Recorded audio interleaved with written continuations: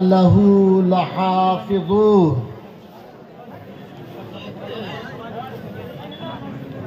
وقال عليه الصلاة والسلام الدين النصيحة أو كما قال عليه الصلاة والسلام. وقال أيضا خير الناس من ينفع الناس أو كما قال عليه الصلاة والسلام. صدق الله العظيم وصدق رسوله النبي الكريم. اللهم صل على محمد وعلى آل محمد كما صليت على إبراهيم وعلى آل إبراهيم إنك حميد مجيد. اللهم بارك على محمد وعلى آل محمد كما باركت على إبراهيم وعلى آل إبراهيم إنك حميد مجيد.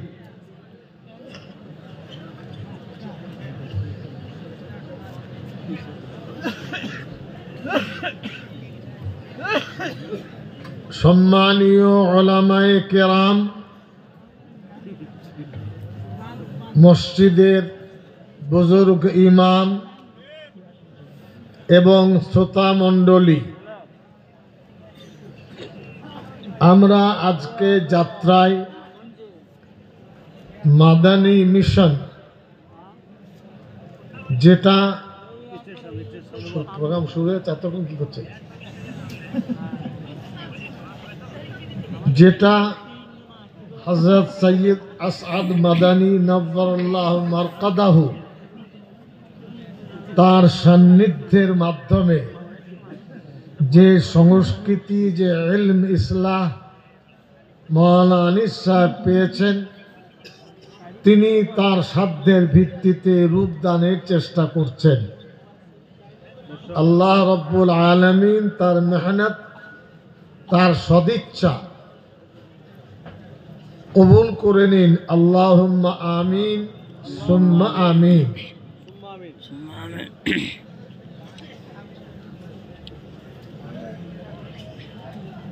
আমি আপনাদের সামনে কোরআনে কারীমের একটি আয়াত তিলাওয়াত করেছি। টেলিফোন বন্ধ করতে হবে আমার কাছে।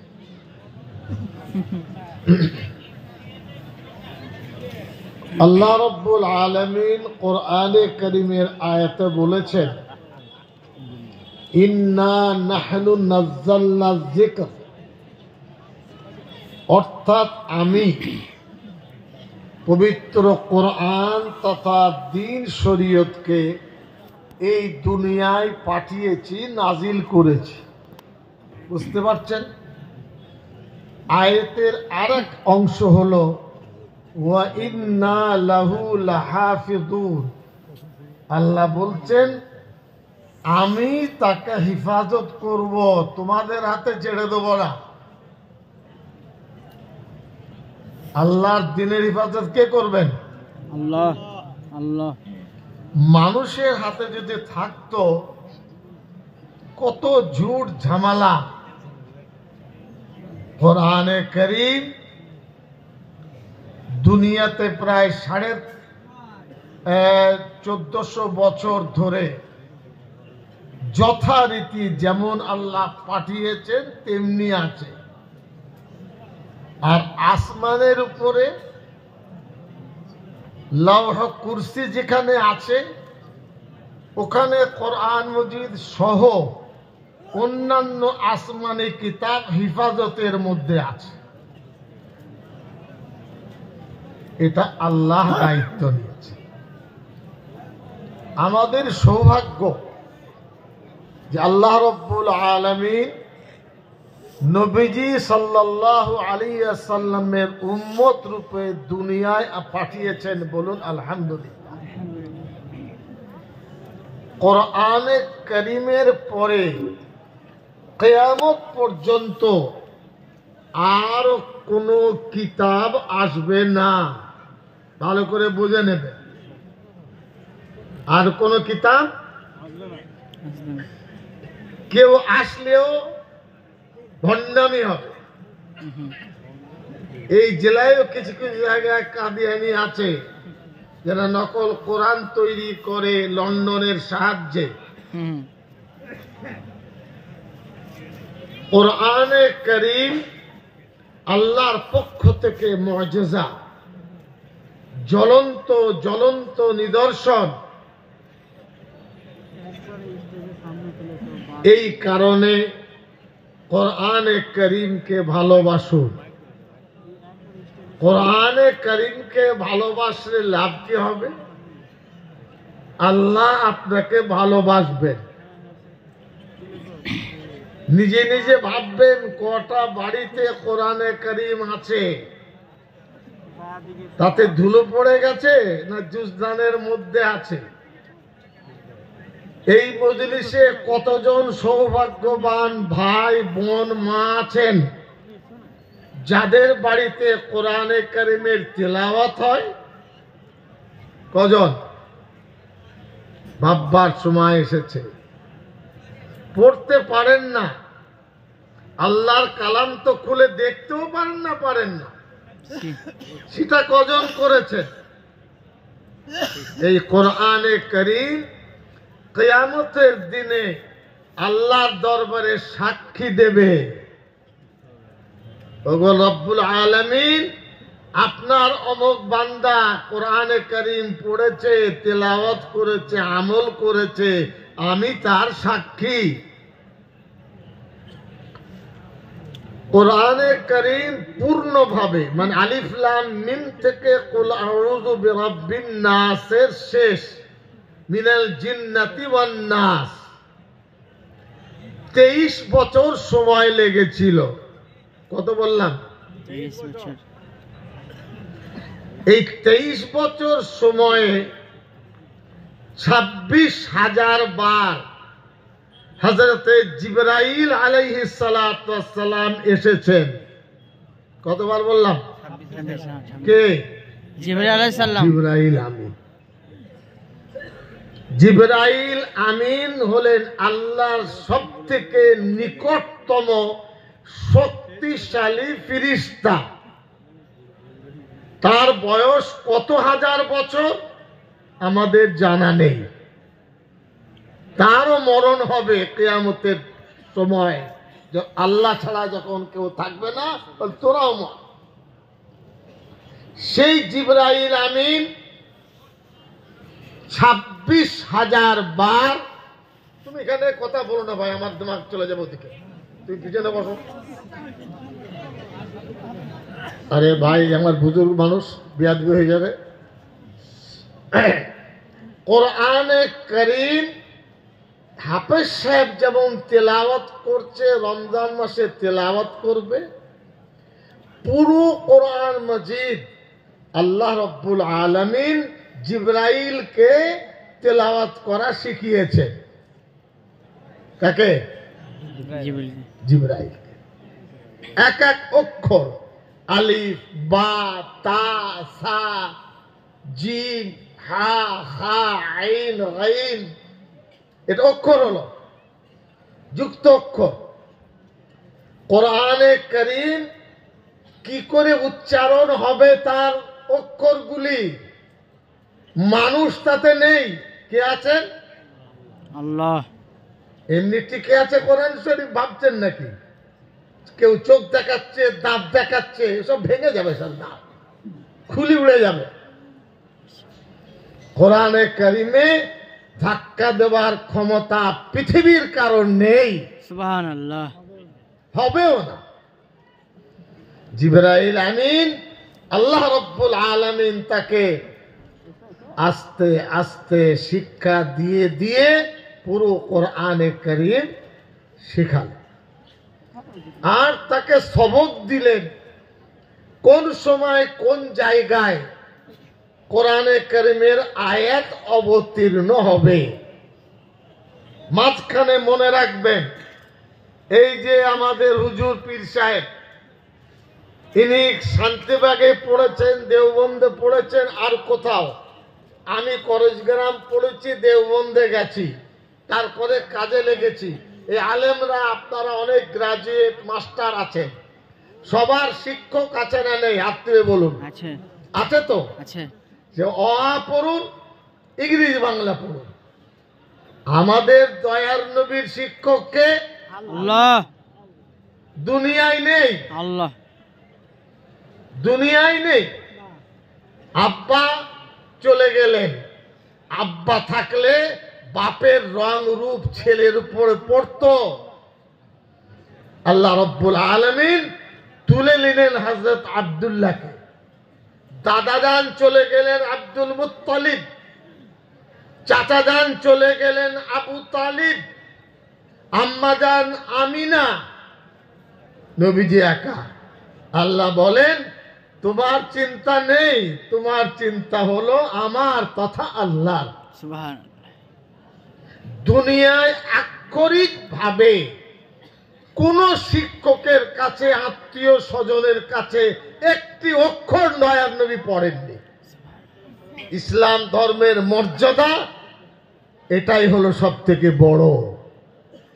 মানুষ রচনা করলে অ্যামেন্ডমেন্ট হতো, সংশোধন হতো। ভারতবর্ষের সংবিধান 106 বার পরিবর্তন হয়েছে। আমেরিকার সংবিধান পরিবর্তন হয়েছে। কোরআনে কারীম যেভাবে আল্লাহ প্রেরণ করেছেন একইভাবে কিয়ামত পর্যন্ত চলতেই থাকবে। সুবহানাল্লাহ। এটাই হলো দ্বীন ইসলামের সারসত্তা। ইসলাম ধর্মকে ভাঙতে পারে না কেন? আমেরিকায় যে কোরআনে কারীম তেলাওয়াত করেন ইমাম সাহেব, যাত্রা সদাই পড়ে সেই কোরআনে কারীমের তেলাওয়াত হয়। মক্কা মুকাররমার দুজন মেহমান আমাদের পরিচিত, আমরা খুব খুশি। তারা যে কোরআনে কারীমের তেলাওয়াত হয় বা মক্কা মুকাররমার ইমাম সাহেব যে তেলাওয়াত করেন, আপনার মসজিদের ইমাম একই কোরআন পড়ে।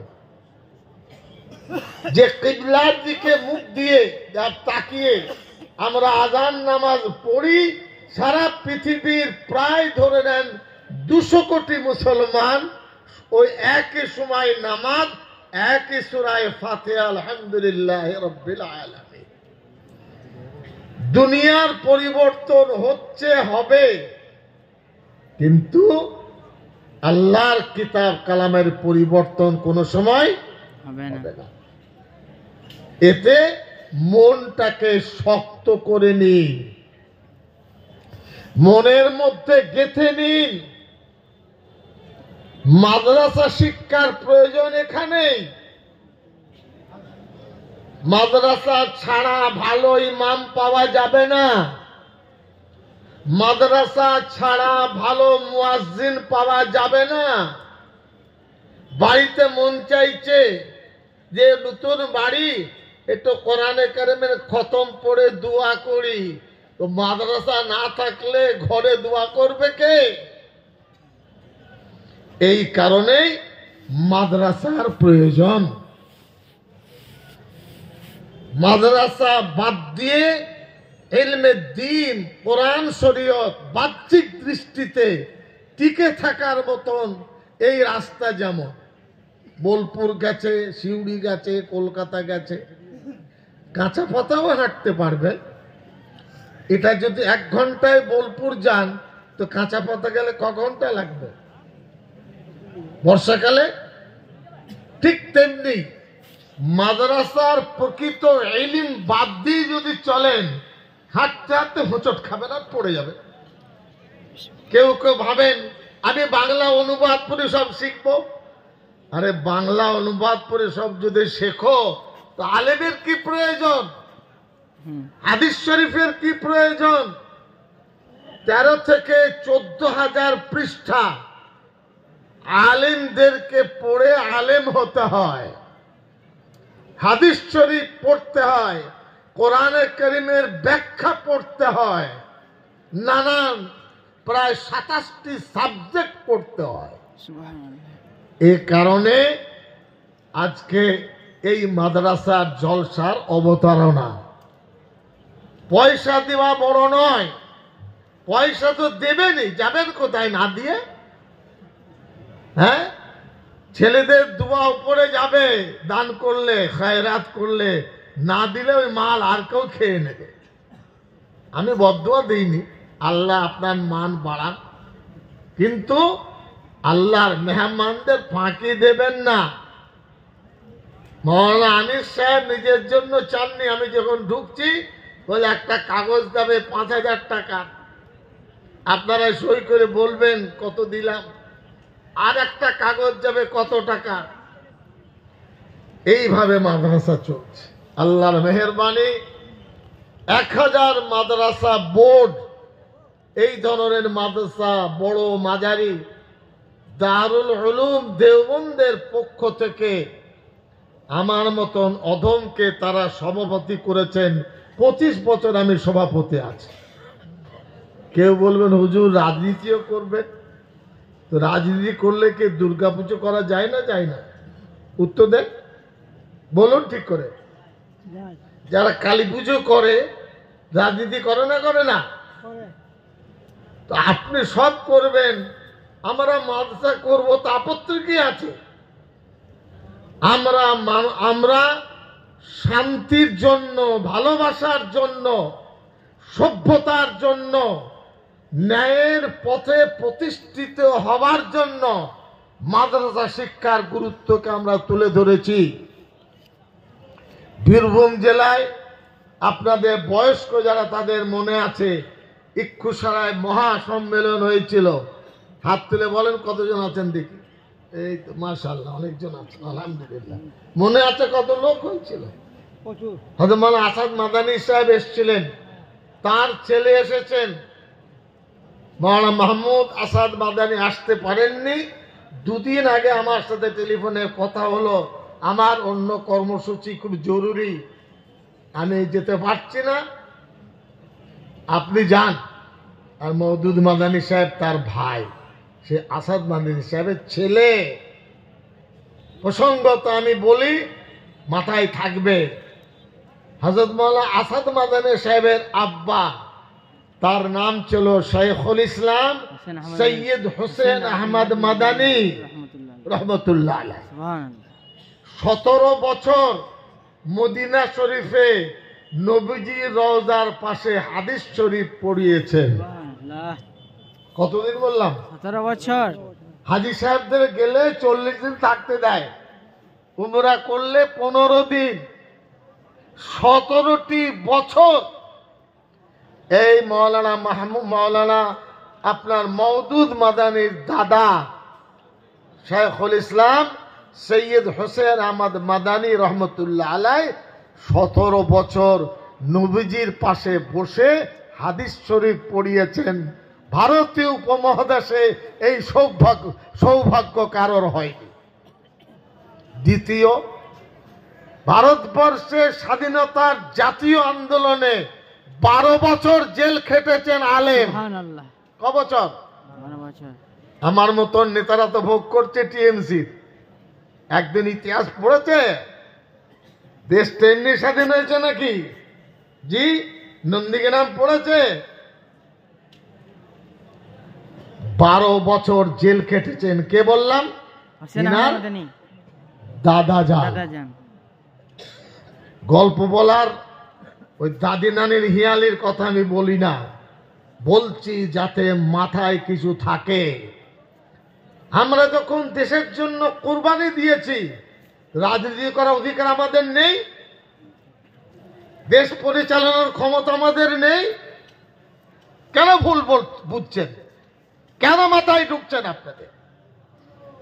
এই কারণে সেই বংশের মানুষ, আমাদের ভাই আনিস পীর সাহেব, হযরতের খলিফা ডেকেছেন, হুজুর উনি আসবেন না তো আপনি আসুন, এটা আপনাদের ভালোবাসা।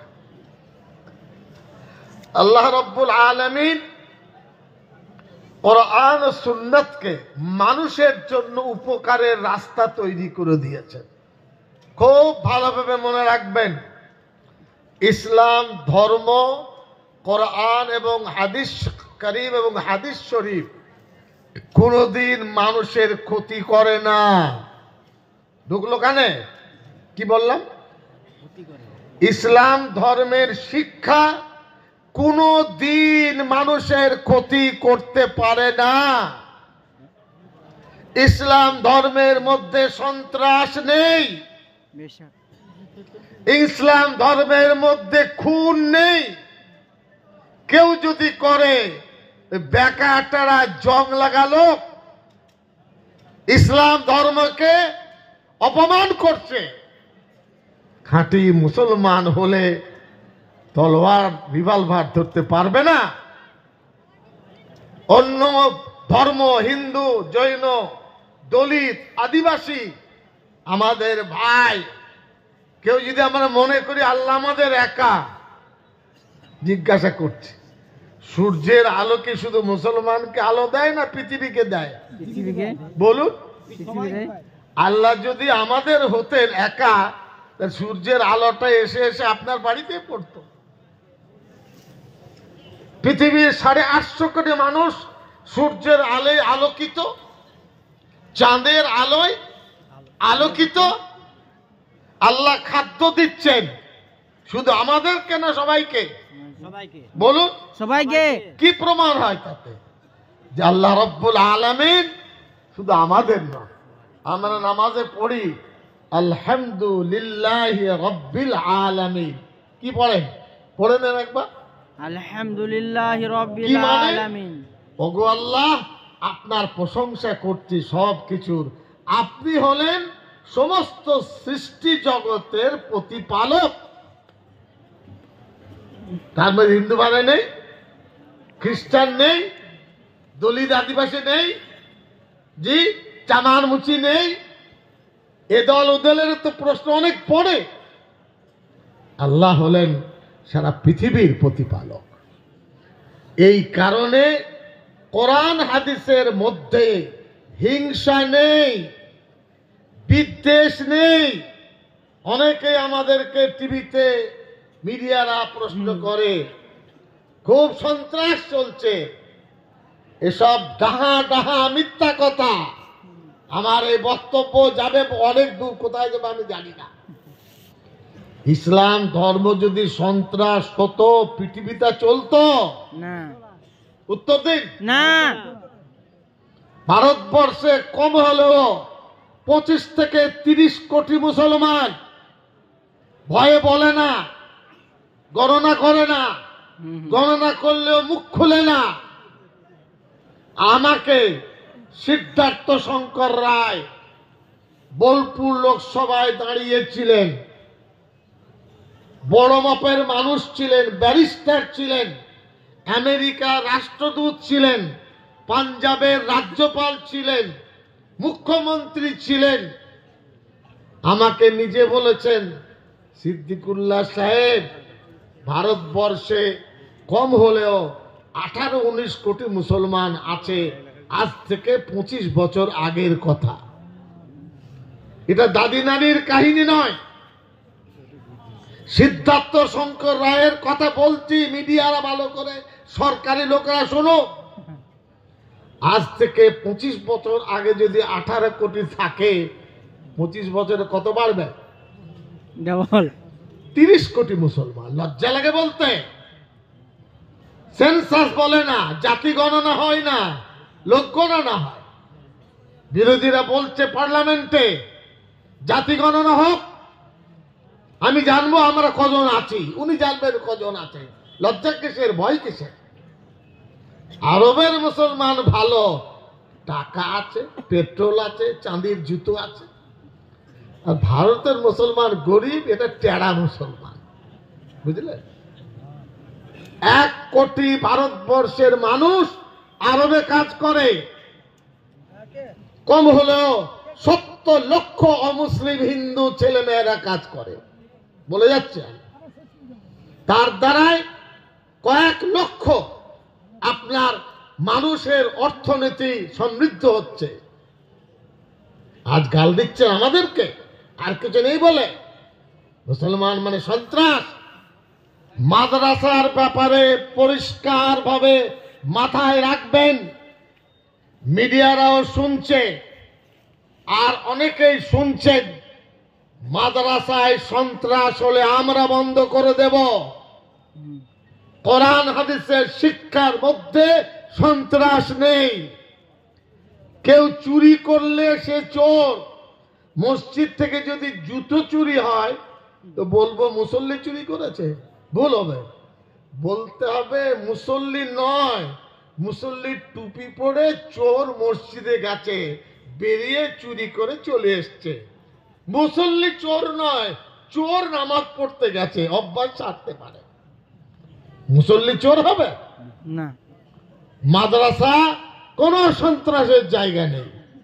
ভারতবর্ষের সংবিধানে মাদ্রাসার অবদানের কথা আছে। চিফ জাস্টিস চন্দ্রচূড়, প্রাক্তন প্রধান বিচারপতি, এই মাদ্রাসা শিক্ষার ব্যাপারে, ওই আসামে মাদ্রাসা বন্ধ হয়েছে, কোথায় হয়েছে, উনি গুরুত্বপূর্ণ একটা রায় দিয়ে গেছেন, সেটা মাথায় রাখবেন। উনি বলেছেন, আমি কোন মুখে মাদ্রাসা বন্ধ করব? 700 বছর ধরে মাদ্রাসার শিক্ষা অবদান সংস্কৃতি বেঁচে আছে, আমার দ্বারাই মাদ্রাসার বিরুদ্ধে মন্তব্য করা চলবে না। মনে রাখতে পারেন না? মাদ্রাসা চললে রহমতের ফিরিস্তা আসবে, সৎ পথে মানুষ চলবে, আল্লাহ ওয়ালারা জিকির ফিকির করে দোয়া করবে। বুঝতে পারলেন না? পারলেন না? এই কারণে মাদ্রাসাকে টিকিয়ে রাখুন। আহলে হাদিস ভাইয়ের মাদ্রাসা আছে, আছে, তারাও চালা। বেরিলি ভাইরা আছেন, চালা। মাদ্রাসা শিক্ষা না হলে মসজিদে তালা লেগে যাবে, ভাড়া করে ইমাম আনতে হবে, ভাড়া করে জানাজার নামাজের লোক আনতে হবে। মসজিদে ভালো ইমাম রাখুন, ভালো মুয়াজ্জিন রাখুন। এরপরে যে কথা আপনাদের বলার, ঈমান, নামাজ, রোজা, হজ, যাকাতের সাথে সাথে মুসলমানের জন্য আল্লাহ রাব্বুল আলামিনের পক্ষ থেকে, নবীজি সাল্লাল্লাহু আলাইহি ওয়াসাল্লামের পক্ষ থেকে সুর বেঁধে দেওয়া হয়েছে। মুসলমানদেরকে উন্নত মানের ব্যবহার করতে হবে। কি বললাম? একজন জোরে কেউ বলুন। উন্নত মান। তার মানে যিনি নামাজি মুসল্লি হবেন, মুখ খারাপ করলে চলবে না। নবীজি সাল্লাল্লাহু আলাইহি ওয়াসাল্লামের কাছে ভালো করে শুনবেন। একজন সাহাবী বলছেন, ওগো আল্লাহর হাবিব সাল্লাল্লাহু আলাইহি ওয়াসাল্লাম, আমাদের এখানে একজন মহিলা আছেন, রাতে তাহাজ্জুদ পড়েন, দিনে রোজা রাখেন, এত ইবাদত, কিন্তু মুখটা বড় খারাপ, খুব খারাপ, তেতো মুখ, কর্কশ। নবীজি সাল্লাল্লাহু আলাইহি ওয়াসাল্লাম বললেন, ওই মেয়েটি জাহান্নামে যাবে। ভালো করে শুনে নেবে, কোথায় যাবে? হাদিস শরীফের মধ্যে আছে। আরেকজন বলছেন, আর একটা মেয়ে আছেন, তিনি অত তাহাজ্জুদ, অত রোজা রাখতে পারেন না, কিন্তু মুখটা খুব মিষ্টি, ভালো ব্যবহার করেন, ওই মেয়েটি জান্নাতে যাবে। সুবহানাল্লাহ। যদি নিজের ত্রুটি থাকে, মুখটাকে ভালো করবেন নামাজ বাঁচানোর জন্য। কথাই কথা রেগে গেল, মুখ খিস্তে শুরু হয়ে গেল। কোথায় শিখেছেন? কোথায় ইসলাম ধর্মে আছে? কোথায় আছে উত্তেজনা? কোথায় আছে তেড়ে ফুড়ে লাঠি নিয়ে বের হয়ে আসলেন? কেন? কে শিক্ষা দিয়েছে আপনি? বীরভূমের লোকের তেজ বেশি, ধার বেটা পুলিশের গাড়ি ধর। কার জন্য? কোন পার্টির জন্য? কেন? কি লাভ? এই সব গোলমাল হলে উপরে কঠিন শাস্তি আছে। এই কারণে সৎ ব্যবহার করবেন। একটা কঠিন কথা আমি শোনাচ্ছি, ভালো করে মনে রাখবেন, রেকর্ডে হচ্ছে। একজন বুজুর্গ বলছেন, একটা মেয়ে গরিব কুড়ে ঘরে বাস করে,